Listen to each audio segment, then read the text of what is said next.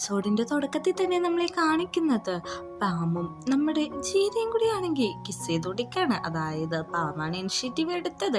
പെട്ടെന്ന് തന്നെ പാമ്പ് പറയുന്നുണ്ട്, അയ്യോ സോറി, ഞാൻ പെട്ടെന്ന് അങ്ങനെ ചെയ്തു പോയതാന്ന്. അല്ല കുഴപ്പമൊന്നുമില്ല, ഞാനത് വലിയ കാര്യമൊക്കെ എടുത്തില്ല എന്ന് പറയുന്നുണ്ട്. നിനക്ക് എന്നോട് ദേഷ്യം ഉണ്ടോയെന്ന് ചോദിക്കുമ്പോഴേക്കും എനിക്ക് ദേഷ്യമില്ല, എന്നാൽ ഞാൻ പോകട്ടെ, കുറച്ച് പണിയുണ്ട് വീട്ടിൽ ചെന്നിട്ട് അതൊക്കെ ചെയ്യണമെന്ന് പറഞ്ഞ് അവൻ അവിടെ നിന്ന് പോവുകയാണ്. ഈ സമയം കോയാണെങ്കിൽ ഭയങ്കരമായിട്ട് ഡിപ്രഷൻ അടിച്ച് കിടക്കാണ്. കാരണം ജീര അവൻ്റെ ജോലി ഇതാക്കിയിട്ട് പോയല്ലോ. ഈ സമയം നമ്മുടെ പാമ്പ് തിരിച്ച് പാറിലേക്ക് എന്നിട്ട് പിന്നെയും കുടിച്ചോണ്ടിരിക്കാണ്. അങ്ങോട്ടേക്ക് ഇവന്റെ അവസ്ഥ കണ്ടിട്ട് ബണ്ണ് വരുന്നുണ്ട്. അവൻ വന്ന് ചോദിക്കുന്നുണ്ട്, എന്താ പോകാറായില്ലേ, കട അടക്കാറായല്ലോ, നിന്റെ കൂടെയുള്ള ചെക്കൻ്റെ വീട്ടിലായിരിക്കണമല്ലോ, നീ ഇപ്പോൾ നിൽക്കണ്ടേന്ന് ചോദിക്കുമ്പോഴേക്കും നീ എന്നെ കളിയാക്കണേന്ന് എനിക്ക് മനസ്സിലായി, എന്താ പറ്റിയെന്ന് ചോദിക്കുമ്പോഴേക്കും എനിക്കറിയില്ല, എനിക്ക് അവന് ഇഷ്ടമാണോന്ന് അറിയില്ല, പക്ഷെ എനിക്ക് അവന് വേണമെന്ന് പറയുന്നുണ്ട്. അങ്ങനെ നമ്മുടെ ജീരയാണെങ്കിൽ വീട്ടിൽ ചെല്ലുമ്പോഴേക്കും അവൻ്റെ അണ്ടർവെയറിൽ നമ്മുടെ കോവിൻ്റെ ഒറിജിനൽ നെയിം എഴുതിയേക്കുന്നത് ഫോട്ടോ എടുക്കുന്നുണ്ട്. അട്ടാസ്യൂട്ട് ആ അഡ്രസ്സിലേക്ക് അയക്കുന്നുണ്ട്. അതാണെങ്കിൽ അവിടുത്തെ ജോലിക്കാരൻ, ആ മെയിനായിട്ടുള്ള ജോലിക്കാരൻ്റെ കയ്യിലേക്ക് കൊടുക്കുന്നുണ്ട്. അവൻ ആ നോട്ടും കാര്യങ്ങളും വായിച്ച് നോക്കിയിട്ട് ആ സ്യൂട്ടാണെങ്കിൽ നമ്മുടെ കോവിൻ്റെ അടുത്ത് കൊണ്ടുവന്ന് കൊടുക്കുന്നുണ്ട്. ആ ചെക്കൻ ഈ കോട്ട് റിട്ടേൺ ചെയ്തു എന്ന് പറയുന്നുണ്ട്. അങ്ങനെയാണെങ്കിൽ അത് വല്ല ബാത്റൂമിലോ വല്ല ടവലായിട്ടോ തുടക്കാനോ എടുത്തോളാൻ പറയുന്നുണ്ട്. അയാൾ ബ്ലോക്ക് ചെയ്തേക്കട്ടെ എന്ന് നോക്കുമ്പോഴേക്കും ബ്ലോക്ക് ചെയ്യണ്ട, അതിന് സമയമായിട്ടില്ല, ഞാൻ പറയുമ്പോൾ ബ്ലോക്ക് ചെയ്താൽ മതി എന്നാണ് പറയുന്നത്. ഈ സമയമാണെങ്കിൽ നമ്മുടെ ജീര ആ ലേഡി ഡയറക്ടറിൻ്റെ അടുത്ത് നിന്നിട്ട് ഈ ഫോട്ടോസ് കാണിച്ചു കൊടുക്കുകയാണ്. ഇത് ഞാൻ അവനെ ഇൻസ്പയർ ആക്കി വരച്ചതാന്ന് പറയുന്നുണ്ട്. അതാണെങ്കിൽ ഒരു ന്യൂഡ് ഫോട്ടോ ആയിരിക്കും. ഇത് കണ്ടിട്ട് അവൾക്ക് ഭയങ്കരമായിട്ട് ഇൻട്രസ്റ്റ് ആവുന്നുണ്ട്. എനിക്ക് തോന്നുന്നു അവൻ്റെ ഒപ്പമുള്ള ഫ്രണ്ട്ഷിപ്പ്, ആ ജോലി നിന്നെ ബേൺ ഔട്ട് ആവാൻ സഹായിക്കും. കാര്യമെല്ലാം അവൾ അവിടെ ഇരുന്ന് പറഞ്ഞ് മനസ്സിലാക്കി കൊടുക്കുകയാണ്. അവനാണെങ്കിൽ ഈ സമയം ഒരു സ്റ്റോറി ഇടുന്നുണ്ട്, എനിക്ക് ഇഷ്ടപ്പെടാത്ത ഒരു ജോലി സ്ഥലത്താണ്, പക്ഷെ അത് ഞാനിപ്പോൾ തുടങ്ങാൻ പോവാണെന്നല്ല. ഇത് കോവാണെങ്കിൽ കാണുന്നുണ്ട്. ആ ലേഡി ആണെങ്കിൽ ഇവന്റെ ഫോണിലുള്ള ആ കോവിന്റെ യഥാർത്ഥ നെയിം കണ്ടോണ്ടിരിക്കാണ്. ഇതൊക്കെ കുറച്ച് വിയേർഡായിട്ടുണ്ട്.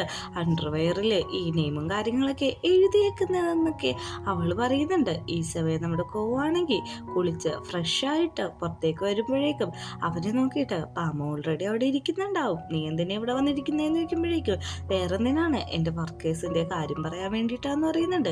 കാര്യങ്ങളെല്ലാം പറയാം, ആദ്യം നീയിട്ട് ആരാണോ ജയിക്കുന്നത് അവർ പറയുന്നത് അതേപോലെ അനുസരിച്ചാൽ മതി എന്ന് പറയുന്നുണ്ട്. അങ്ങനെ രണ്ടുപേരും കൂടി ഒരു സ്വിമ്മിങ് കോമ്പറ്റീഷനാണ് വെക്കുന്നത്. ഈ സമയം നമ്മുടെ കോയാണെങ്കിൽ അവൻ്റെ വീട്ടിലേക്ക് തിരിച്ചു വന്നേക്കാണ്. കാരണം ആ ലേഡി പറഞ്ഞല്ലോ നിന്നെ ബേൺ ഔട്ട് ആവാൻ സഹായിക്കുന്നത് അവനാണെന്ന്. അങ്ങനെ തിരിച്ചു വന്നിട്ട് ചെക്കിൻ സൈഡിൽ ചോദിക്കുന്നുണ്ട്, ഇവിടെ താമസിക്കുന്ന കോയെന്തേന്ന്, അങ്ങനത്തെ ഒരാൾ ഇവിടെ താമസിക്കുന്നില്ല എന്നാണ് പറയുന്നത്.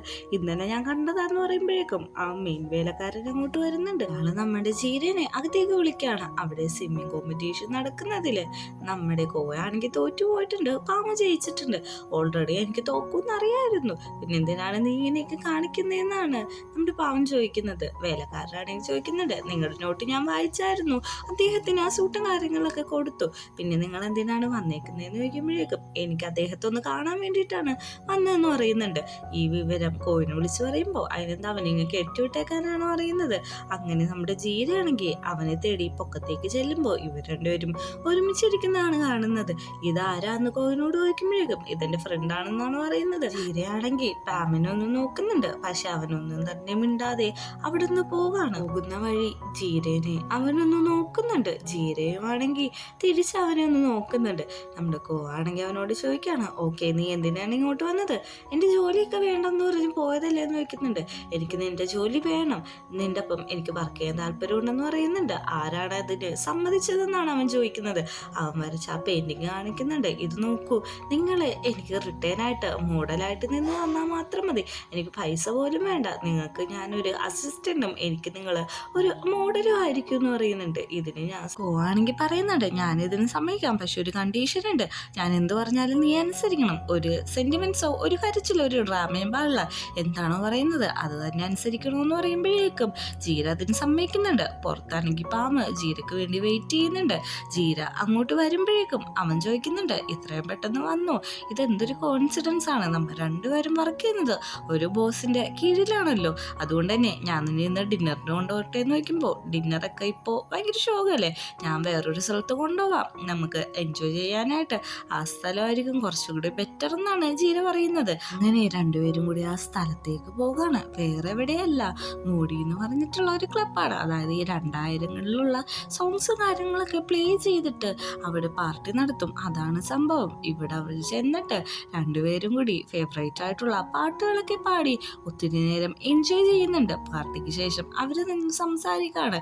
നമ്മുടെ ബോസ് ശരിക്കും നല്ലൊരാളാണ്, അവൻ എൻ്റെ ഒപ്പം പഠിച്ചതാണ്, എൻ്റെ ബെസ്റ്റ് ഫ്രണ്ടാണ്. അത് മാത്രമല്ല അവനെ പോലെ വളർച്ചയിലെത്തണമെങ്കിൽ നമ്മളും സെൻറ്റിമെൻറ്റ്സും കാര്യങ്ങളൊക്കെ മാറ്റി വെക്കണം. എന്നെ പോലെ സെൻറ്റിമെൻറ്റ്സ് ഉള്ളവർക്കൊന്നും ഈ ബിസിനസ് പറ്റില്ല എന്നൊക്കെ പറയുന്നുണ്ട്. പോയാണെങ്കിൽ ഈ സമയം ആ പെയിൻറ്റിങ്ങിലുള്ള പോലെ തന്നെ അവനും കിടക്കാണ്. അവനിങ്ങനെ ആലോചിച്ച് കിടക്കുമ്പോഴേക്കും അങ്ങോട്ട് ജോലിക്കാരൻ വന്നിട്ട് പറയുന്നുണ്ട്, ഈ മരുന്ന് തരാൻ വേണ്ടിയിട്ടാണ് വന്നത്, അകത്തേക്ക് കയറിക്കോട്ടെ എന്ന്. വേഗം അകത്തേക്ക് വന്നോളാൻ പറയുന്നുണ്ട്. അവനാണെങ്കിൽ ആ പെയിൻറ്റിങ് എല്ലാം മടക്കിയിട്ട് ജോലിക്കാരൻ്റെ കൊടുത്തിട്ട് പറയാണ്, ഇത് എനിക്ക് വേണ്ടിയിട്ട് ഒന്ന് ഫ്രെയിം ചെയ്യണം, എത്രയും പെട്ടെന്ന് തന്നെ ചെയ്തു തന്നെ എന്ന് പറയുന്നുണ്ട്. അതിനിപ്പോൾ എന്താ, എത്രയും പെട്ടെന്ന് ചെയ്തു തരാമല്ലോ, ഇതാ പുതിയ മരുന്ന്, ഡോക്ടർ പറഞ്ഞ അനുസരിച്ച് ഈ മരുന്നാണ് ഇങ്ങോട്ട് കഴിക്കേണ്ടതെന്ന് പറയുന്നുണ്ട്. അവൻ അതേപോലെ ആ മരുന്ന് കാര്യങ്ങൾ കഴിക്കുന്നുണ്ട്. ജിഗിരിയാണെങ്കിൽ ഈ സമയം വീട്ടിൽ ഉറങ്ങാതെ കിടക്കുമ്പോഴേക്കും അവൻ്റെ ഫോണിട്ട് ഒരു മെസ്സേജ് വരുന്നുണ്ട്. അത് കണ്ട് അവൻ ഷോക്കായിട്ട് പെട്ടെന്ന് തന്നെ അവൻ്റെ ഫ്രണ്ടായിട്ടുള്ള ആ ലേഡീനെ വിളിക്കുകയാണ്. അവൾ വിളിച്ചിട്ട് പറയുന്നുണ്ട്, എൻ്റെ ആ ഫോട്ടോ നമ്മുടെ കോയാണെങ്കിൽ വലിയൊരു തുകക്ക് തന്നെ മേടിച്ചിരിക്കുകയാണ്, നാളെ തൊട്ട് ജോലിക്ക് എനിക്കിപ്പോൾ പോകാമല്ലേന്ന് വയ്ക്കുന്നുണ്ട്. നീ ജോലിക്ക് പോകണം, ഇതിലൂടെ നിൻ്റെ ആർട്ടിസ്റ്റിൻ്റെ സ്കില്ല് നീ പുറത്തെടുക്കണം, അതായിരിക്കണം നീ മെയിനായിട്ട് ഈ ജോബിലൂടെ ഉദ്ദേശിക്കണേന്ന്. പിറ്റേ ദിവസം രാവിലെ എണീക്കുന്നുണ്ട്.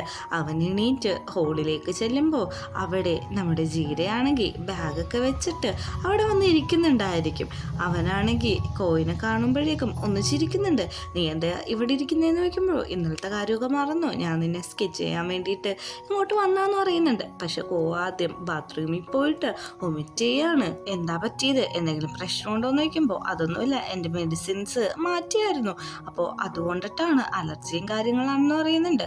ഓക്കെ, ഞാൻ എങ്ങനെയാണ് മോഡലായിട്ട് നിന്ന് തരേണ്ടതെന്ന് ചോദിക്കുമ്പോഴേക്കും, എങ്ങനെയാണ് നിന്ന് തരണ്ട, നീ എന്താണോ ചെയ്യുന്നത് അതൊക്കെ ചെയ്തോ, ഞാൻ നിന്നെ നോക്കിയിട്ട് എൻ്റെ ഐഡിയാസിനെ ഞാൻ പഠിച്ചോളാം എന്ന് പറയുന്നുണ്ട്. അവനാണെങ്കിൽ ആദ്യം ബാത്റൂമിട്ടാണ് പോകുന്നത്. ബാത്റൂമിൽ പോയി കുളിക്കുകയാണ്. അവിടെ വെച്ചും നമ്മുടെ ജീരയാണെങ്കിൽ അവനെ നന്നായിട്ട് സ്കെച്ച് ചെയ്യുന്നുണ്ട്. അങ്ങനെ അവൻ റൂമിൽ വന്നിരിക്കുകയാണ്. ഇവിടെ ഇങ്ങനെ വെറുതെ ഇരുന്നാൽ മതിയോ, നിനക്ക് കുട്ടിക്കാലത്ത് എന്താണ് ഏറ്റവും ഇഷ്ടം, അത് നീ ഇപ്പോൾ ചെയ്തോളാൻ പറയുന്നുണ്ട്. എനിക്കാണെങ്കിൽ തുണി മടക്കുന്നതാണെന്ന് പറയുന്നുണ്ട്. നമ്മുടെ ജീരയാണെങ്കിൽ സൈഡിലിരിക്കുന്ന കുറേ ക്ലോത്ത് എടുത്തുകൊണ്ടെന്ന് തറയിലിട്ട് കൊടുക്കുകയാണ്. ഇനി നിനക്ക് ഇഷ്ടമുള്ള പോലെയൊക്കെ ചെയ്തു, എങ്ങനെയാണോ നിനക്ക് മടക്കാൻ ഇഷ്ടം അങ്ങനെ ചെയ്തോളാൻ പറയുന്നുണ്ട്. അത് കാണുന്ന നമ്മുടെ കോയാണെങ്കിൽ വന്നിട്ട് അവന് പണ്ട് ഇഷ്ടമുള്ള പോലെ തന്നെ തുണി മടക്കുന്നുണ്ട്. നിനക്ക് എന്താണ് ഇങ്ങനെ മടക്കാൻ ഇഷ്ടം എന്ന് ചോദിക്കുമ്പോഴേക്കും, എൻ്റെ അച്ഛനും അമ്മക്ക് പണ്ടൊരു ലോണ്ടറി ഫാക്ടറി ഉണ്ടായിരുന്നു, ഈ തുണിയുടെയൊക്കെ ബിസിനസ്സും അലക്കും കാര്യങ്ങളൊക്കെ. അവിടുത്തെ ആൻറ്റി അങ്കിളാണ് എന്നെ ഇങ്ങനെയൊക്കെ മടക്കാൻ പഠിപ്പിച്ചത്. പിന്നെ പൈസ ഞങ്ങൾക്കൊരു ഇതായിരുന്നില്ല, അതായത് അച്ഛനും അമ്മയും മറ്റുള്ളവരെ സഹതാപത്തിൽ വീഴുമായിരുന്നു. അവിടെ കുറേ തുണി കൂട്ടിയിടും, അതിലൊരു ഫാൻ വെക്കും, അവിടെയാണ് ഞാൻ കംഫർട്ടബിളായിട്ട് ഉറങ്ങിയിട്ടുള്ളത്. അതിനുശേഷം ഒരിക്കലും ഞാൻ നന്നായിട്ട് ഉറങ്ങിയിട്ടില്ല എന്ന് പറയുന്നുണ്ട്. അങ്ങനെ നമ്മുടെ കോയാണെങ്കിൽ അവിടെ കിടന്ന് ഉറങ്ങിപ്പോവുകയാണ്. ചീര കുറേ വിളിക്കുന്നുണ്ടെങ്കിലും അവൻ എണീക്കുന്നില്ല. ഇതിലൂടെ ഇൻഡയറക്റ്റ് ആയിട്ട് ആ കംഫർട്ടബിൾ, അതായത് അമ്മയിൽ നിന്ന് കിട്ടുന്ന ഒരു കംഫർട്ടബിൾ സോണ് ചീരയുടെ അടുത്തുനിന്ന് കിട്ടുന്നുണ്ടെന്ന് നമുക്ക് മനസ്സിലാക്കാം. കോയിക്കെല്ലാം വരച്ച് അവൻ ഇറങ്ങുമ്പോഴേക്കും അവൻ പാമ്പിനെ വിളിക്കുന്നുണ്ട്. എൻ്റെ ജോലി കഴിഞ്ഞു, ഞാൻ നിന്റെ കമ്പനിയുടെ താഴത്തുണ്ട്, താഴത്തേക്ക് വരാമോ എന്നാണ് ചോദിക്കുന്നത്. നീ അവിടെ തന്നെ വെയിറ്റ് ചെയ്യും, ഞാനിപ്പോൾ തന്നെ അങ്ങോട്ട് വരാമെന്ന് പറയുന്നുണ്ട്. കൂട്ടുകാരൻ ചോദിക്കുന്നുണ്ട്, ആരാടാ വന്നിരിക്കുന്നത്, നിനക്കെന്ത് ഇത്ര സന്തോഷം എന്ന് ചോദിക്കുമ്പോൾ, അതൊന്നും നീ അറിയേണ്ട ആവശ്യമില്ല, നിന്നോട് പറയാൻ എനിക്ക് താല്പര്യമില്ല എന്ന് പറയുന്നുണ്ട്. ഉറങ്ങി എണീറ്റ് നോക്കുന്ന കോയാണെങ്കിൽ അടുത്ത ജീരേനെ കാണാതെ ടെൻഷൻ അടിക്കുന്നുണ്ട്. ജീരയാണെങ്കിൽ പുറത്ത് പാമ്പിന് വേണ്ടിയിട്ട് വെയിറ്റ് ചെയ്ത് നിൽക്കുകയാണ്. അങ്ങോട്ടേക്ക് അവൻ വരുന്നുണ്ട്. കുറേ നേരം വെയിറ്റ് ചെയ്തു നോക്കുമ്പോൾ, ഇല്ല, എന്തിനാ വന്നതെന്ന് ചോദിക്കുമ്പോഴേക്ക്, ഞാൻ ഓൾറെഡി നിനക്ക് E20s സോങ്സ് തരാൻ വേണ്ടി വന്നതാണ്, ഈ പെൻ ഡ്രൈവിൽ കുറേ ഫോൾഡർ ഉണ്ടെന്ന് പറയുന്നുണ്ട്, എൻ്റെ വീട്ടിലും കുറേ സോങ്സ് ഉണ്ട്, അന്ന് നമുക്കിന്ന് എൻ്റെ വീട്ടിൽ പോയാലോ എന്ന് ചോദിക്കുന്നുണ്ട്. ജീരയാണെങ്കിൽ അതിന് സമ്മതിക്കുകയാണ്. പോവാണെങ്കിൽ വീട്ടിൽ ഉറങ്ങാൻ ശ്രമിക്കുന്നുണ്ട്. പക്ഷെ അവന് ഉറങ്ങാൻ പറ്റുന്നില്ല. അവൻ അങ്ങോട്ടും ഇങ്ങോട്ടേക്ക് മറിഞ്ഞു കിടന്നിട്ടും അവന് ഉറങ്ങാൻ പറ്റുന്നില്ല. ജീരയും നമ്മുടെ പാമ്പും കൂടി അവരുടെ വീട്ടിൽ വന്നിട്ട് അവിടെയുള്ള ആ ഫോൾഡറിലെ പാട്ടുകളെല്ലാം കേട്ട് ആസ്വദിക്കുന്നുണ്ട്. പയ്യെ പയ്യെ അതൊരു വേറെ രീതിയിലേക്ക് മാറാണ്. പാമ്പാണെങ്കിൽ ജീരയുടെ അടുത്ത് ഭയങ്കര ക്ലോസ് ആയിട്ടാണ് വരുന്നത്. ഇവര് ഭയങ്കരമായിട്ട് ക്ലോസ് ആയിട്ട് ഇരിക്കുമ്പോൾ തന്നെ നമ്മുടെ ജീരയുടെ അപ്പോഴേക്ക് ഫോൺ റിങ് ചെയ്യാണ്. പെട്ടെന്ന് അവൻ എടുത്തു നോക്കുമ്പോൾ കോയാണ്. കോൾ എടുത്തോളാൻ പറയുമ്പോഴേക്കും വേണ്ട, ഞാൻ ജോലി ചെയ്യാത്ത സമയങ്ങളിലൊന്നും എനിക്ക് ഈ കോളൊന്നും അറ്റൻഡ് ചെയ്യേണ്ട ആവശ്യമില്ല എന്ന് പറയുന്നുണ്ട്. നീ എന്തിനാ എൻ്റെ കണ്ണിട്ട് നോക്കിയിരിക്കണേന്ന് നോക്കുമ്പോൾ എനിക്ക് നിന്നെ ഫ്ലൈറ്റ് ചെയ്യാൻ ഇഷ്ടമെന്ന് പറഞ്ഞ് അവർ കിസ് ചെയ്യാൻ പോകുമ്പോൾ തന്നെ പിന്നെയും വിളിക്കുന്നുണ്ട്. കോയാണെങ്കിൽ ഫോൺ എടുക്കാത്തതുകൊണ്ട് തന്നെ പിന്നെയും വിളിച്ചുകൊണ്ടിരിക്കുകയാണ്. അവസാനം ജീനയാണെങ്കിൽ ആ കോൾ അറ്റൻഡ് ചെയ്യുന്നുണ്ട്. എന്തിനാ എന്നെ ഇങ്ങനെ വിളിച്ചുകൊണ്ടിരിക്കുന്നത്? വേറൊന്നല്ല, നീ എത്രയും പെട്ടെന്ന് ഇങ്ങോട്ട് വന്നു എന്നാണ് പറയുന്നത്. എനിക്ക് വരാനായിട്ട് സൗകര്യമില്ല, ഞാൻ വരില്ല എന്ന് പറയുമ്പോഴേക്കും നീ ഇന്ന് വന്നില്ലെങ്കിൽ നമ്മ തമ്മിലുള്ള എല്ലാ കരാറും ഇവിടെ വെച്ച് അവസാനിക്കുകയാണ്. ഞാൻ നിനക്ക് കുറേ പൈസ തരാമെന്ന് പറയുന്നുണ്ട്. അവൻ അവസാനം അതിന് സമ്മതിക്കുകയാണ്. അവിടെ ചെല്ലുമ്പോഴേക്കും നമ്മുടെ കോയാണെങ്കിൽ അത്ര ദേഷ്യത്തിലിരിക്കുകയാണ്. എന്താന്ന് ചോദിക്കുന്നുണ്ട്. വാ, നീ എൻ്റെ കൂടെ അകത്തേക്ക് വരാൻ പറയുന്നുണ്ട്. അവൻ അകത്തേക്ക് വിളിച്ച് ചെയ്യുമ്പോഴേക്കും ഓ പറയാണ്, നീ നിന്റെ ഒപ്പം കിടക്കണം, അല്ലെങ്കിൽ ഈ ജോലി നീ മറന്നേക്കാനായിട്ട്. എന്നിട്ട് നമ്മുടെ കോയാണെങ്കിൽ ബെഡിൽ പോയി കിടക്കുന്നുണ്ട്. ജീരയാണെങ്കിൽ ഇതെല്ലാം നോക്കി സ്തംഭിച്ച് നിൽക്കാണ്. ഈ ഒരു സീനും കൂടി കാണിച്ചിട്ടാണ് 3-ാമത്തെ എപ്പിസോഡ് അവസാനിക്കുന്നത്.